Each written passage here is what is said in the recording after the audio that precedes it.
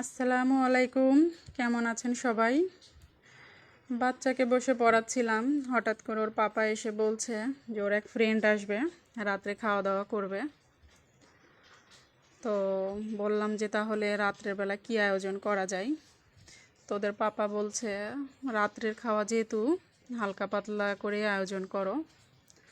তো ওই যে ফ্রিজ থেকে একটু মাংস বের করে ভিজিয়ে রেখেছি, এখন রান্না করব। আসলে দেশের পরিস্থিতি এতটাই খারাপ, মনটাও ভালো নেই। কোটা আন্দোলন নিয়ে আমাদের সন্তানরা যেভাবে লাশ হয়ে যাচ্ছে, তাতে করে আসলে মনটা ভালো থাকে না কারোরই। কারণ আমরা তো মায়ের জাতি, মা তারা তো আমাদেরও সন্তান। মনটার ভেতর ওদের জন্য সারাক্ষণই কেঁদে যাচ্ছে। আর আল্লাহর কাছে দোয়া করছি, আল্লাহ ওদেরকে তুমি হেফাজত করো, যারা চলে গেছে ওদেরকে তুমি জান্নাত নসিব করো। মানে সব কিছু মিলায়েই মনটা খুব খারাপ।